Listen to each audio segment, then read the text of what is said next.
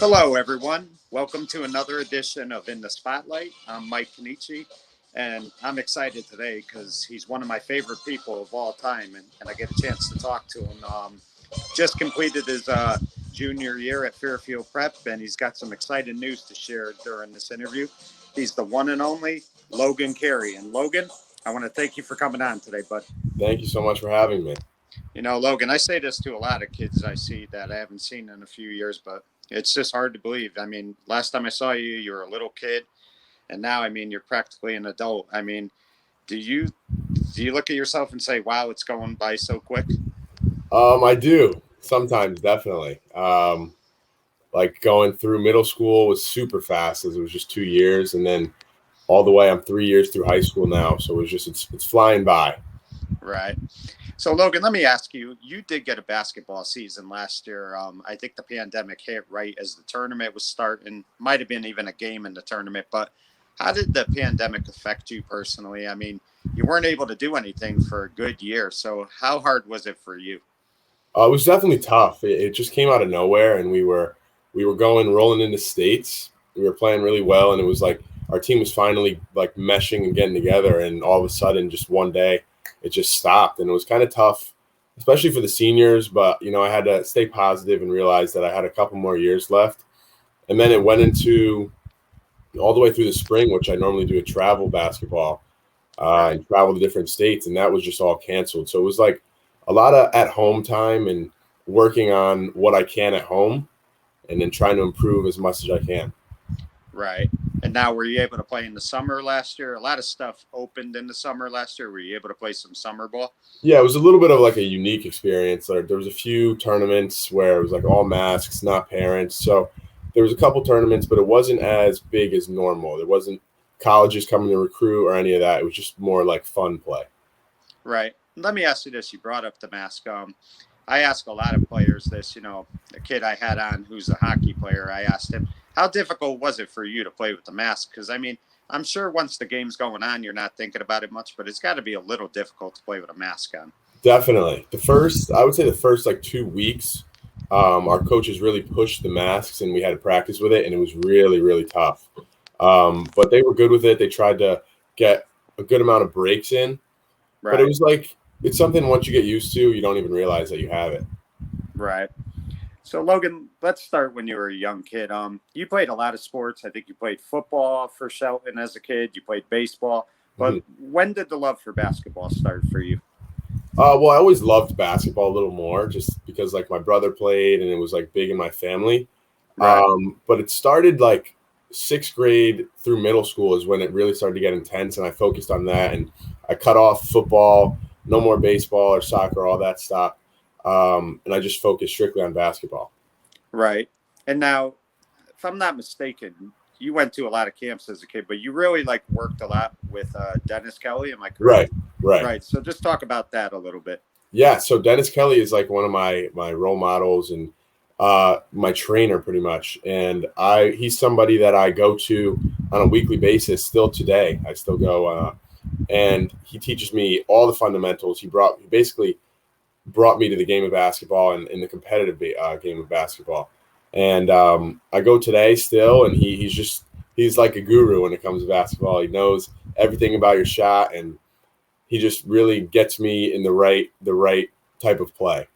Right. And he was a college official. So, you know, the one thing about him, too, is he knows all the rules, all the ins and outs of basketball. So, I mean, that's got to be very helpful for you because, I mean, he could tell you what, you need to do and how to get better as well. Definitely, he's seen the high level and he knows what I have to do to get there.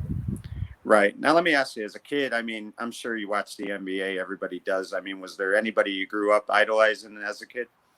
I liked to watch guards just because I knew I wasn't going to be like a 7 foot center. So Right. people like Drew Holiday is someone I watch a lot right now, who's on the Bucks. But growing up, it was guards like Brandon Jennings, and today I try to relate to like Damian Lillard, those kind of guys. Right. Now, do you watch a lot of college basketball as well? Because to me, I've always said this, that if a kid really wants to learn, the basics of basketball and, how to play the game. It's really with college basketball. That's no criticism at the NBA, but I just think college basketball does it the right way. Yeah, totally. I agree with you. I think college basketball is obviously more fun to watch. And I feel like it's a little more like, not to say competitive, but I feel like there's a little more going on than in the NBA. And I loved watching college basketball, UConn and Maryland. I love watching those guys because I think it's at this point, it's something I could foresee myself doing in the future. So why not watch them now and see what they're doing and what I have to do to get there? Right. You mentioned your brother Keenan earlier, and he was a very good player for Shelton. And I think he's about, 6 years older than you, something like that? Yeah, about 5. Yeah, 5 years older. So you kind of got to watch him play when you were a little kid. So, I mean, going to all those games and stuff and watching him play, did it just make you want to, continue on with the game of basketball when you saw, how good he is and watching him play all the time?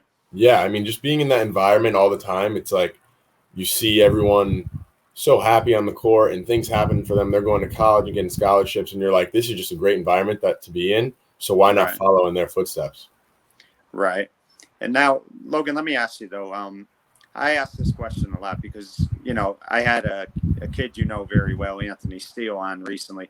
Mm-hmm. Anthony played baseball year-round, fall, he worked in the winter in the batting cage. Then he would play spring and summer.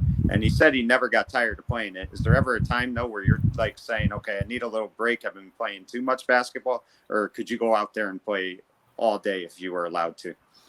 I definitely love to play all year round. There's times where I will be like traveling for a month almost. And I come home and I'm like, all right, I need like a day or two of rest. But I love just like there's so many different things that I can work on and get better at. There's so many aspects of the game. So I just love, working at that and changing up every day. Right. Now, when you were a kid, and I apologize if I get this wrong, you went to Sunnyside School as a kid? I did, yes. Yes. Okay. And when did you start to go to Holy Trinity Catholic Academy? What year was that? So I went to Shelton Public Schools all the way through 8th grade. Okay. And then my 8th grade year, we went over to the private school route just to change it up and see if it would help me with like private high schools. Right. And Dennis Kelly actually helped me out a lot with that. He's the athletic director over there. So we changed it up just to see a different route and hopefully, lead me to a private school, either like St. Joe's or Fairfield Prep. And then I ended up going to Fairfield Prep. Right. So that was my next question. The goal was always for you to go to one of the private schools. That was your intention from day one. Right. Definitely. That's what we were planning on. Right. Now, 7th grade, when you went to Shelton Intermediate, did you play for the school team that year? I did. If you did, how was that experience? It was a good experience. I was actually, normally they're 8th grade based. A lot of 8th graders play and they do like a 5th quarter for the 7th graders. But me and another kid were, I guess you could say, talented enough to play on that 8th grade team, and we helped out. So it was a good experience, definitely. Right. And, the thing I always say, too, about Shelton, it's so big that you can be a very good player, but when there's so many kids in the school, and in your case, I'd say there was probably maybe 1,000 in the school, maybe a little under 1,000, but still a lot of kids in the school. Mm-hmm. And it's not easy to make a school team. Because, as good as you may be, when a school is that big, there could always be somebody a lot better. But the fact that you were able to make the team and get a lot of playing time as a 7th grader is really, a testament to you. And I mean, you had to be proud of, how you performed that season. Definitely. Yeah, I was proud of it. Right.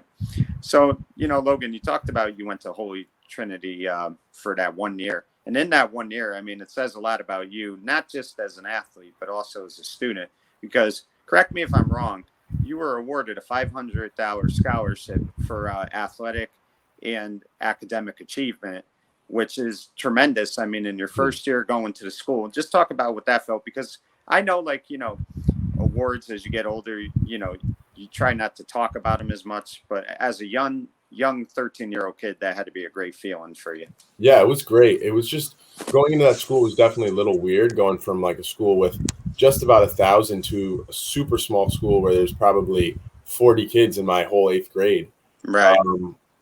So it was such a small community, and I just tried to go in there and, it's also K-8. So I Yeah. tried to, impact the youth and help out with the younger kids and try to just create good relationships with teachers and stuff like that.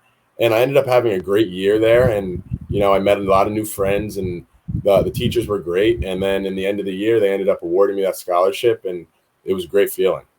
Right. And I'm sure too, you notice the change academically too, because I mean, it's when you go to a private school, you can't slack off. You have to do the work. You have to make Right. sure you're pulling your weight, or guess what?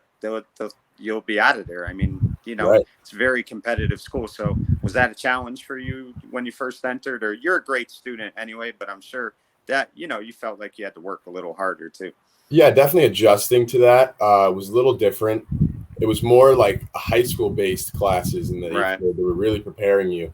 So I had to change up my learning styles and different techniques I could use when it comes to learning. But once I started to understand that, I think it really benefited and helped me going into high school.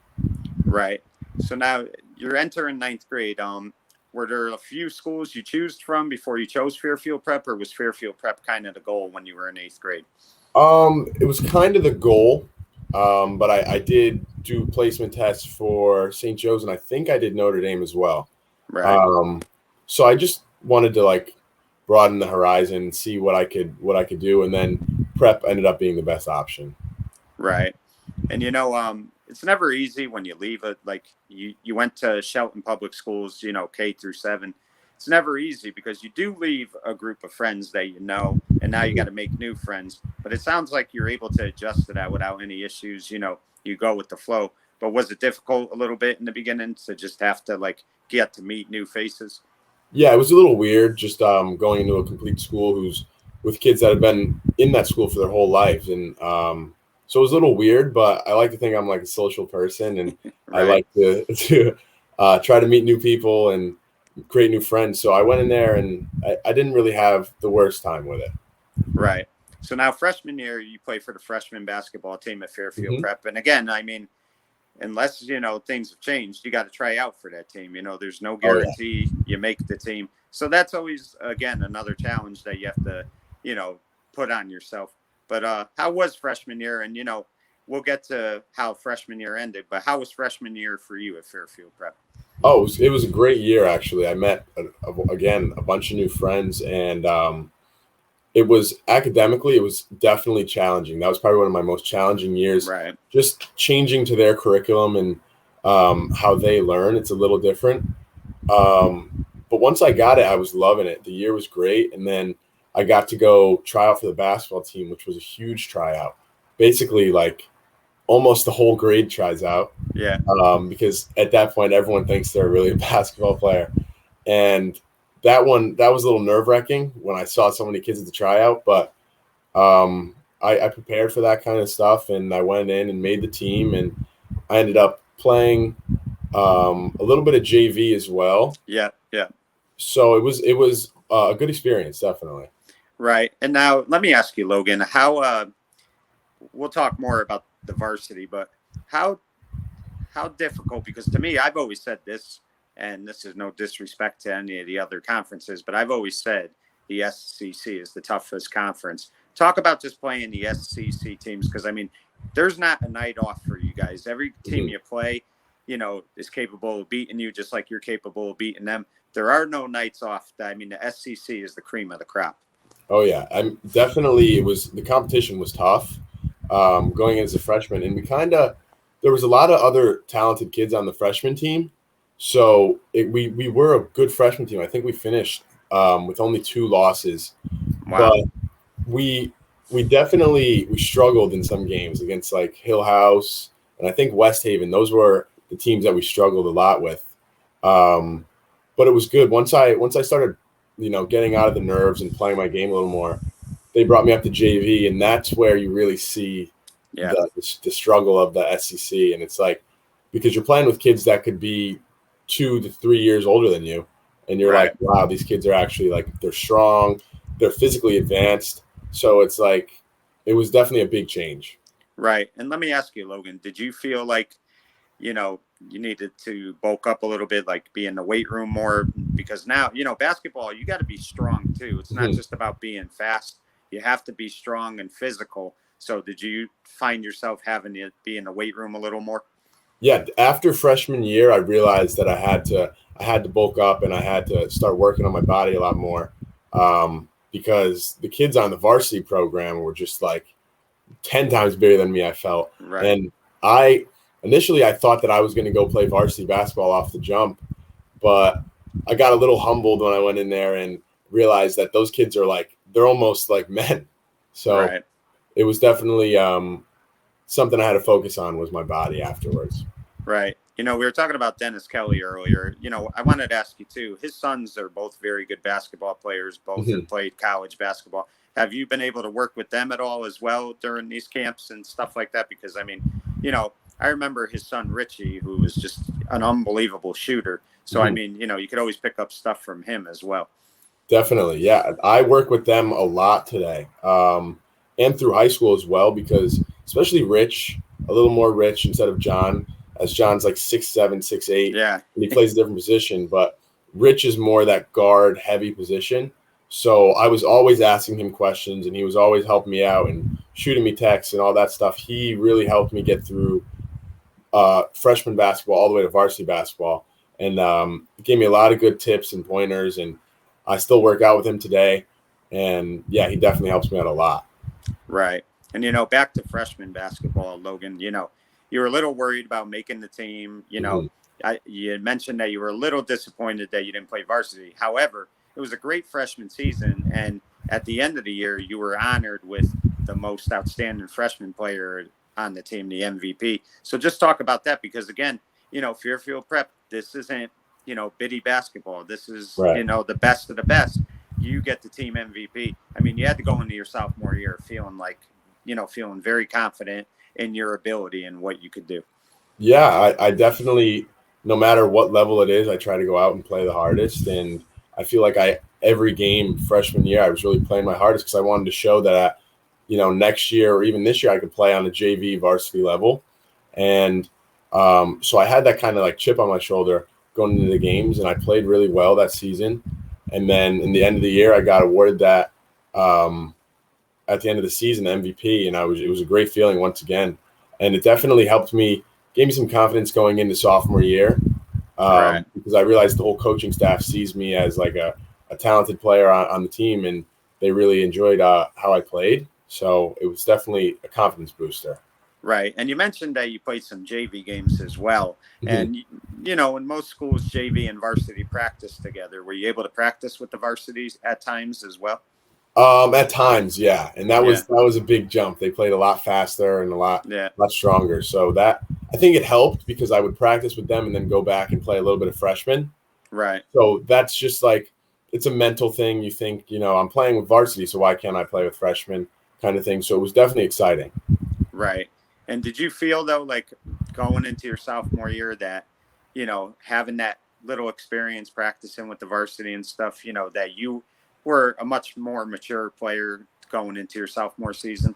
Yeah, because I felt like I knew what to expect. And I knew the coach, stuck by the same practice layout. And I was like, all right, I know what to expect and what not to expect. So I know what I have to work on and not work on. So I thought I had a little bit of a head start on some of the other guys. Right. And you played a lot of summer ball that year, I assume. Oh, yeah, a lot of summer ball. Right. And let me ask you that, Logan, how beneficial is, people tend to overrate that sometimes, but playing summer ball and as well as fall ball is very beneficial because it keeps you fresh. It also keeps you involved in big games. So just talk about how good that is to keep you fresh throughout the year. It's definitely, I love summer ball AAU because you're on a team on a weekly basis. You're practicing and you're playing every weekend, and you're playing good competition, and you actually get to get outside of your state.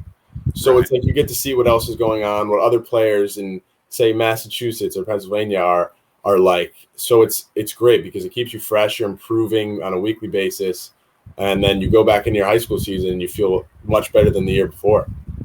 Right. So now your sophomore season comes, and you did get a lot of playing time that year, and it was a Mhm. good team. I mean, it wasn't a bad team, and you had a few guys who made All SCC. Mhm. Just talk about sophomore season, and what was the biggest challenge for you as a sophomore? I mean, you definitely got playing time, but what did you look at and say, okay, this is what I need to improve on going forward?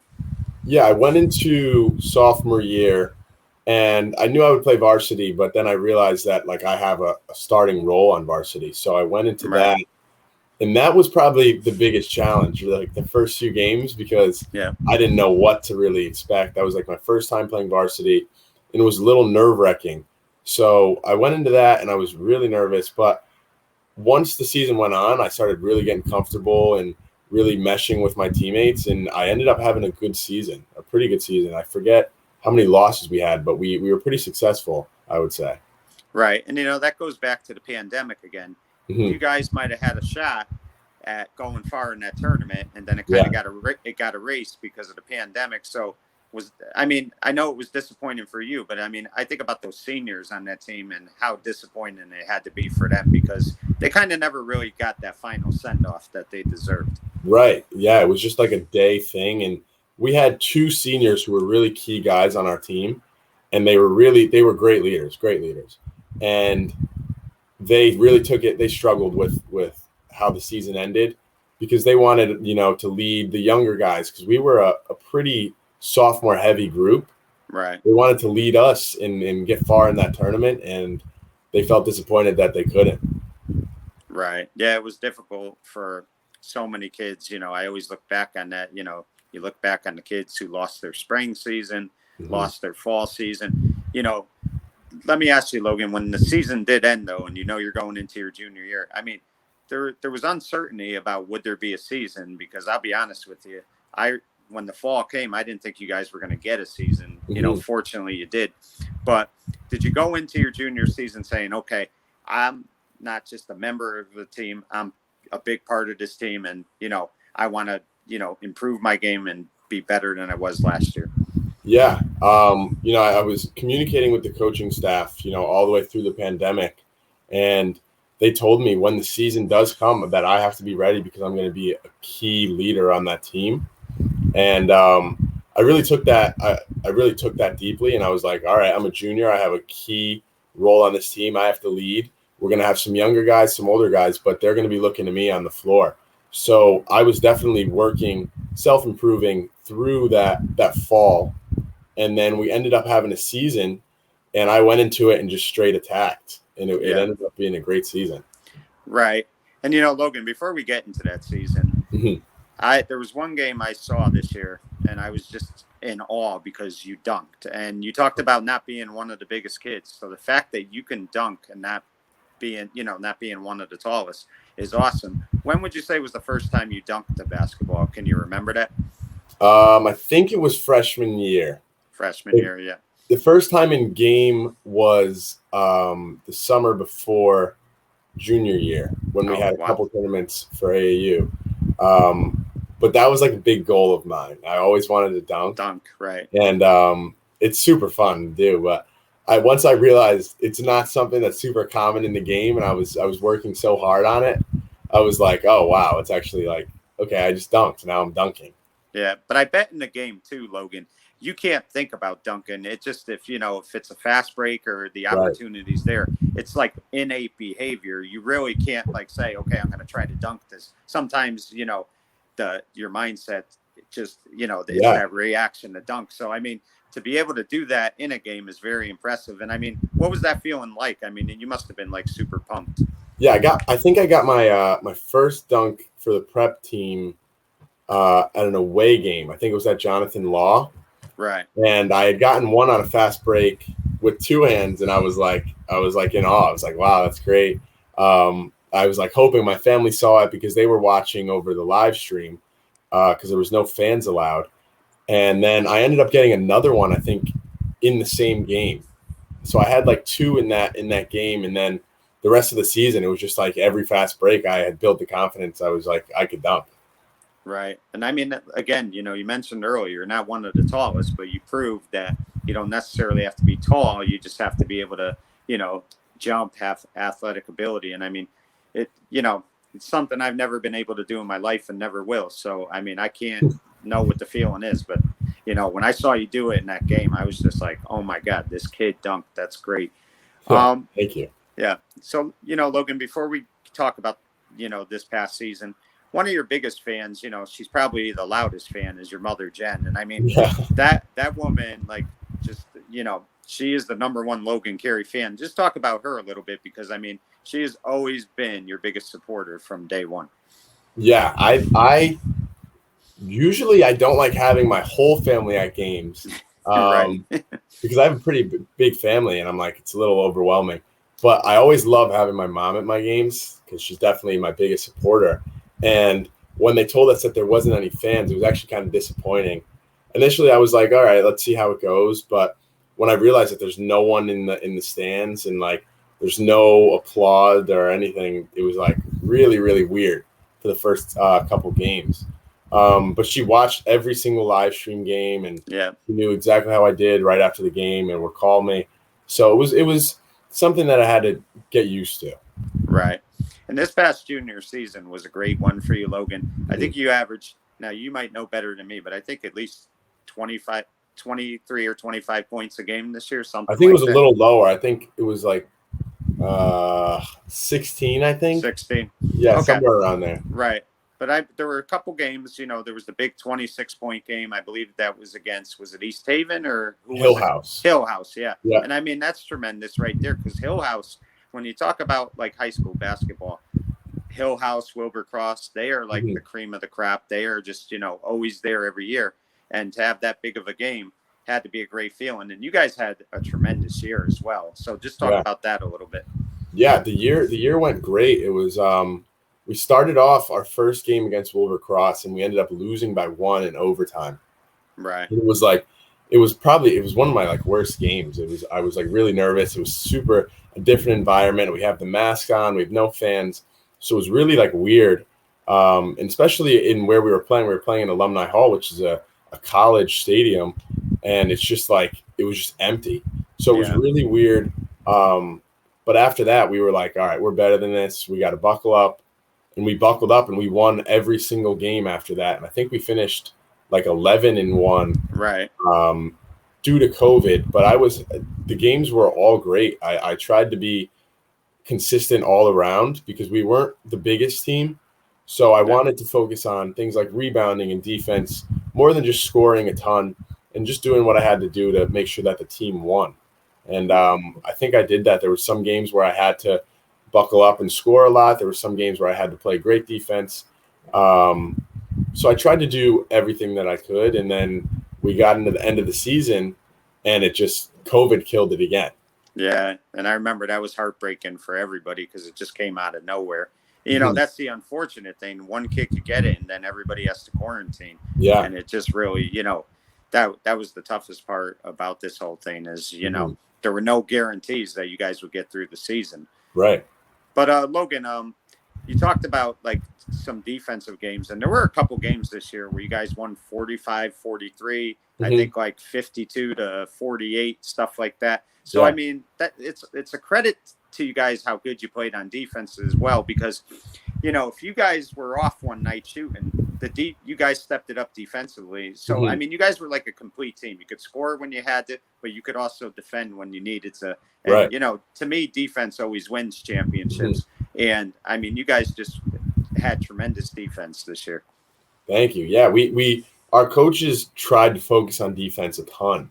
After sophomore year, we kind of changed up our whole like aspect of our game, and we were just like, defense is going to be our new focus. And because we weren't really big, so we had to play quicker and play good defense, and we really buckled down and played great defense every night. Right. And Logan, let's get back to this for a second, because you kind of brought it up a little bit. You talked about not having a crowd in the game. I mean, players sometimes feed off the crowd, and sometimes that they'll go on a run because the crowd is so loud. They really feed into it. So just tell me, like, how difficult is it when you guys are scoring like that and you're having a big game and there's nobody cheering? I mean, it had to be bizarre. I mean, it really did. Yeah, it was really, really weird. Because we went from having that sophomore season when we had a few games, we had like a pretty good student section as well. So it was really loud in the gym and we had a ton of support. And then junior year was just like empty. It was super empty. And, the guys on the bench, they took a big role of really being the whole crowd, really. There were some seniors that realized that they weren't going to be on the floor a lot, but they want to help out the team. And that's what they focused on. They focused on, cheering on their teammates and motivating. And that really helped us, I think. And it brought our team together a lot once we realized that all we have in this gym is us. We don't have any fans. We don't have any supporters. So once we realized that we had to be our own crowd and our own team, it brought us all together. Right. And, it really was fun watching that team this year. And I really believe that team could have really went far. I mean, they were that good of a team. Logan, let me ask you, we talk about the honors you've received over your career, but you got 2 after the season. Number 1, I think you made the All SCC West team, I believe it was. Anytime you make SCC, that's something that, has to be a goal because you need to make it, the conference you play in before you can do anything else. But then a couple of weeks later, you were rewarded with an even higher honor when you made All State. Just talk about those 2 honors right there. And did you feel like, I'm starting to be the player that I know I could be? Yeah, those were big for me because I went in freshman year and I actually have it written down somewhere in like a journal that I wanted to be All SCC and All State eventually. Right. So I didn't get it sophomore year, which was fine. I wasn't too upset about it. But junior year, I knew I had to get one of those goals checked off, and I went and got them both. And I thought that I made a big impact on my team, and I was like, wow, this is actually going in the right direction. Right. And, the thing is, Logan, 5 years from now or even 10 years from now, if you attend a basketball game and some guy's sitting with his son and, they happen, if you happen to know somebody or whatever, and the kid says, who is that? And if the father says, oh, he used to play for Fairfield Prep, he's going to say, he was All State or whatever. And that's always nice to have on your resume that, because there's no guarantees that you're going to play a lot in college or even go to the next level. I know that's everybody's dream, but you want to have a great high school career. And so far you have had a phenomenal high school career. So, I mean, if nothing else, whatever happens going forward, you could look back and say you had a wonderful high school career. Definitely. Yeah. Right. So now, Logan, you're making a little change this year. You're taking a big leap and I think you're attending St. Paul in New Hampshire. Am I correct? Yes, I am. Yeah. So first off, talk to me about why the change and what are your plans? What are you looking forward to the most? Yeah. So I realized that, I really wanted to play on the next level and I needed to get recruited as much as possible. And we kind of figured out that nothing against the CIAC, but that they weren't quite doing it for us. And they don't have the college coaches coming in to watch games and stuff like that. So I realized I had to make a change somehow. So I talked to my coach during the season just to give him a heads up that, I was searching for maybe another school, and he was super supportive about it. So we ended up finding St. Paul's, which is a NEPSAC school. Right. And their league is really powerhouse basketball players from New England and all around the country, actually. And I decided to make that jump. There was a few schools I was looking at, but St. Paul's ended up being the number one just because their academics are so great and they got to get a good community and campus. So I chose there. And going into that day, I have to actually reclassify. So I would be doing junior year over again. Right. So I think at first I was a little iffy about it, but I think it's going to benefit me a lot because I get another extra year to mature and improve and really just go up to New Hampshire next year and focus on straight academics and basketball. Right.